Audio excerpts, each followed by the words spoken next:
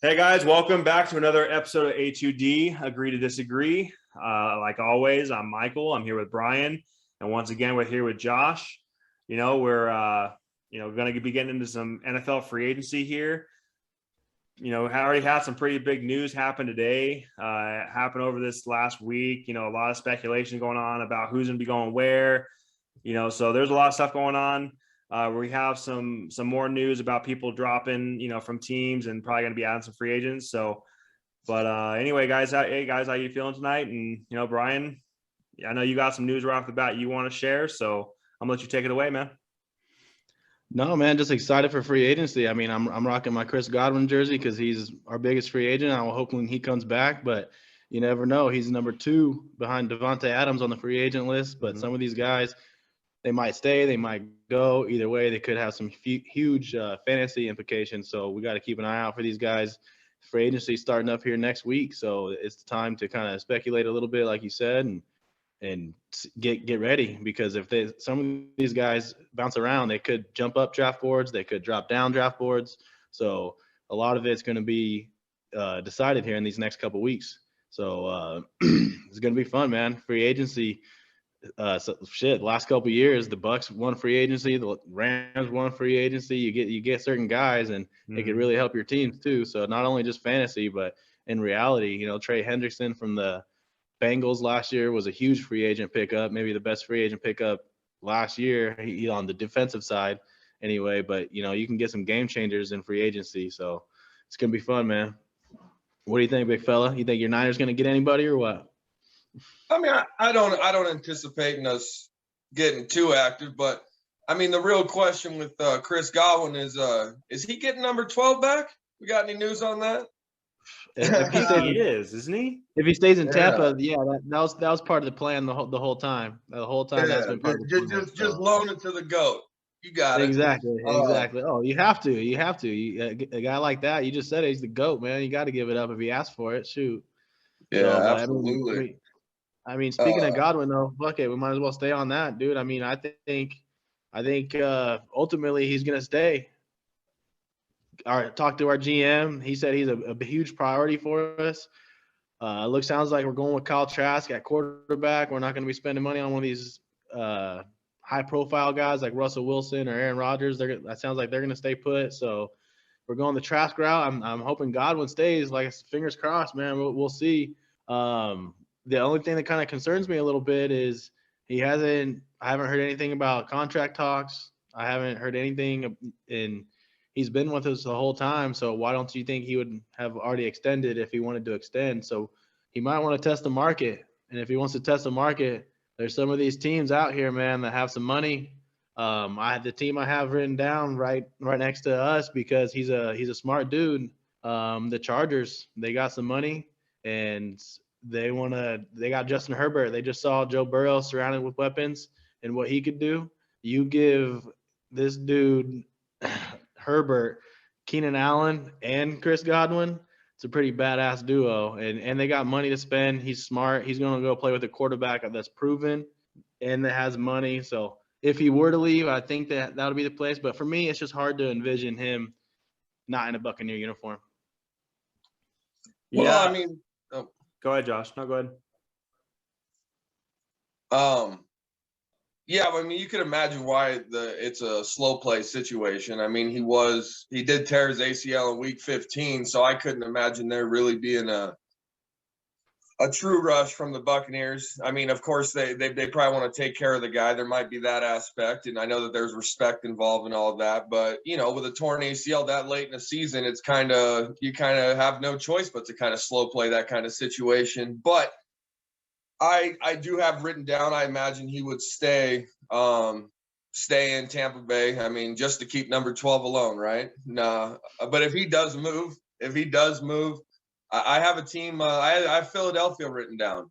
I think that would be a team that could take a chance on a guy like him and pair him with Devontae Smith and really, help out Jalen in the process. And I think it'd be a good fit. I think he would look good in Philadelphia. But yeah, man, I mean, the dude has some stats when he stayed healthy. I don't know how injury prone he is. I don't know if this was his first major injury. So yeah, if that's the case, then yeah, like you said on our last show, it's 2022, bro. Like ACLs are Gucci. You good? So Dude, yeah, I no just shit. imagine No it's shit. slow because of that. And if he really wanted to leave, I'm pretty sure that most organizations are going to let a guy coming off a torn ACL walk. Would be my instinct on that. You know what I mean? They probably want to retain him and keep it on a business type deal, but he might be like, bro, I produce. What are you talking about? And he might just take that to someone who's willing to pay for it. Yeah, my take on Chris Godwin, Brian already kind of mentioned it. He brought up Kyle Trask. My kind of opinion is when you look at Bruce Arians, he's going to be a veteran. He's a veteran coach. He wants to have veterans back, and he wants to have his leaders back. That's why I think Chris Godwin will actually stay in Tampa. He might test the waters. Kind of something that happened, my familiarity with it would be like Anthony Barr. So Anthony Barr went and tested the market. He went to the Jets, and then at the last second, Minnesota stepped in and kind of took him back. Something like that you could see happening. You could see maybe some rumors about his team testing it out. But at the end of the day, I think he'll end up back with Tampa. He's not going to play until October, November. I haven't really heard an update on the knee yet, but kind of jumping from Godwin to Lenny, so I think both of them are actually going to be back with Tampa next year. I think that they have a need for both players. Fournette has been a monster the last 2 years for him. It played well in the Super Bowl, was one of the probably top 5 or 6 backs last year in fantasy, if you're going the fantasy route, and just the way he played. I know, even PFF, he was up there. So I think that they would very much welcome him back. Not paying $40 million for a quarterback will actually open some of that up for them. So I could see both of them going back to Tampa, especially because, again, like BA, he's going to want those veterans. So, LA is a team that, man, that's a scary thought. Him going to the Chargers and playing with Herbert. He's not going to be ready to start the season. So are they a team that can wait on their second receiver until October, November? Are they in that division? Are they still going to be ready? Are they still going to be there? But if they're holding down a 5-2 record and something like that, and he comes back and that's a scary thought. But yeah, ultimately I do think they both go back to Tampa. That's just kind of my theory. And, Godwin is going to be typical Godwin when he's back. And if Lenny goes back to Tampa, man, with Kyle Trask, like the fantasy implications of that, he's a top 5 running back in my book. The season he just had, and he's not going to have Rojo taking, those 5 to 6 carries a game. He's not going to have that. Maybe are you going to talk about bringing a third down back in? Who knows? Because Fournette can do that too. So, that's my thought on those two Tampa guys. Godwin. Right.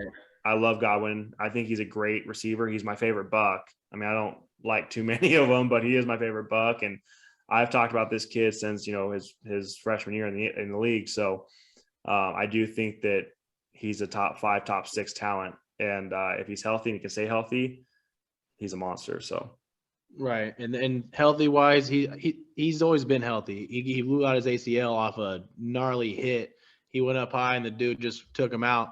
And his leads looked like he was targeting. I'm not going to get too far into that because I hate the Saints, so I might be accused of, some hatred there. But it looked like some targeting to me. It was a dirty ass hit. They hit him low. It was the Saints, try to bro. break up the pass, do something. You're just checking out his knees as he defenseless receiver.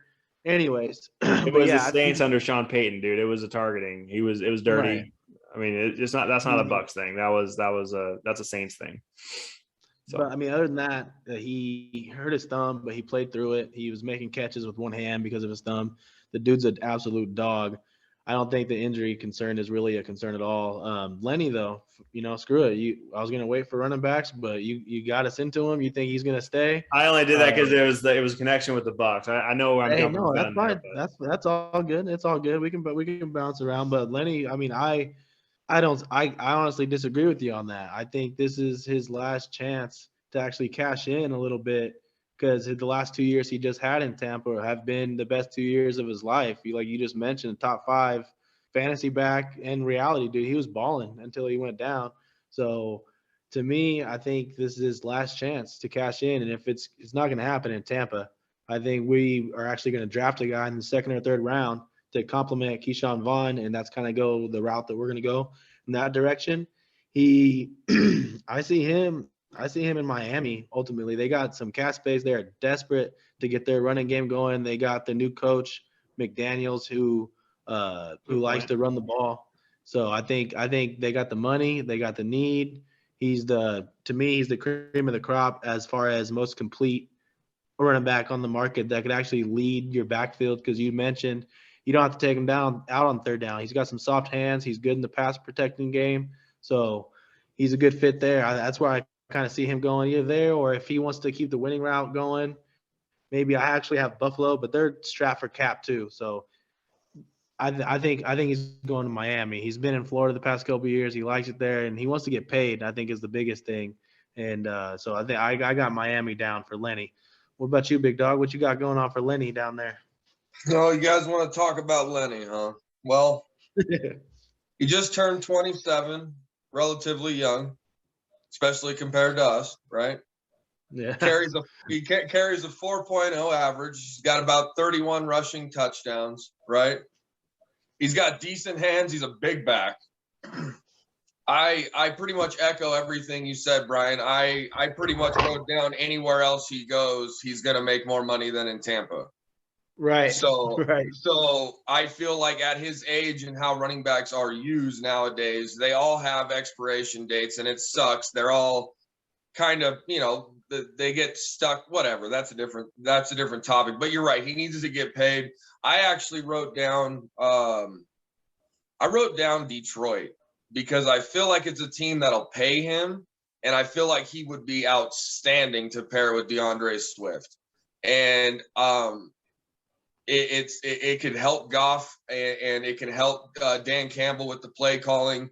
I mean, you got Swift as a scat, you got Leonard as the pounder, not a lead for them necessarily, but goal line, I'm thinking like 10, 12, 15 touchdowns. Same kind of shit as James Conner just did in Arizona, right?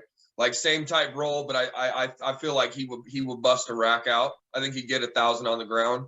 I don't think he did that in Tampa, but I don't think he was utilized like that. But we threw so much, man. He was using the pass game so much, so he just didn't have the volume. But I mean, Detroit. I mean, fantasy wise, if he goes to Detroit, I feel like Swift, man. This is year 3. It's time for him to, and he's too good. He's like almost you have to have him on the field on third down. So he's good. It's for me that one's got like Miami. What's been the deal with DeAndre though? Injuries. Yeah. So you got a guy like Leonard that I'm saying like if you actually like say you're Detroit and you got you're actually rolling, like stuff's working right, but when you actually get into that fourth quarter situation, you're up by 3, you're up by 7. And you got Fournette to turn to start pounding that shit and start making guys who are done tackling start to tackle again. And I feel like it helps an offense, especially, dude, we know the way fucking Dan Campbell wants to run this shit, right? Like we know how Dan Campbell wants to build this team, build that culture, dude. He wants it to resemble Detroit. And, I'm kind of, I'm a guy that, I'm a fan that, if you don't root for the Lions, like, man, you need to look in the mirror, bro. There ain't no need for that. Like, they ain't done nothing wrong but suck. So it's just kind of like, I don't know. I just think it's a team that, that they got some production out of LeGarrette Blount, right? Fournette's better than Blount, and it could just be an actual threat on offense if it were to work. Yeah, man, I just don't really think I agree with Lenny going to Detroit, man. I mean, I do like DeAndre Swift down there. I think he can be a 3-down back. And isn't Jamal Williams there? I mean, what happened to Jamal Williams? So, I mean, I don't know if it's going to be Detroit. Yeah, if he's chasing money, I could see him end up in Miami was a good one. Jacksonville's the other team that has the money. He's not going to go there. Chargers not going to go there. So Miami's a good team. That's a good one. Like that would be a good spot for him. Fantasy wise too, because the usage. If he's in Miami, yeah. He's getting all 3 downs. Yeah. So I mean, he could probably make the best of both worlds. The one thing I question though, and I was going to ask you this, BT, because you know him a little bit better than I do because he was a Buck. Do you think at this point in his career he wants all the smoke. Like he wants all the work. He wants 3 downs. He wants 30 carries a game. He wants 350 touches. Do you think he wants that, or do you think he wants a position to where he has somebody behind him? Well, I mean, he was honestly at his best when he was doing that, when he had all of it. When he initially, when we first got him in, he had a kind of a slow start with the Bucks because Rojo was doing pretty well, and we didn't want to just take everything away from Rojo, so they were kind of splitting time. And during that time, he wasn't doing too well actually. Rojo gets hurt, he gets all the volume, and that's when he took off.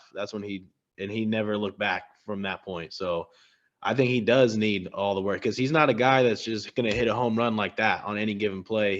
He likes to wear you down a little bit and then pop one like he did in the playoffs. So I think he wants to get the usage. He wants to get paid. He's at that stage in his career. So if he's going to take less, it's going to be to a contender. But he already got the ring, so I don't see him ring chasing or anything like that. I see him. This is his last chance. And as a running back, you don't get many of them. So for him, I think he is going to chase the money a little bit. And they got the most. They got the need. And I mean, you mentioned having a compliment. I actually think because McDaniel's the coach over there, they're going to get Raheem Mostert. They got Myles Gaskin. So I think that he's not going to be all Lenny. I think they're going to have some decent other guys to go with him a little bit. But for the most part, it's going to be Lenny.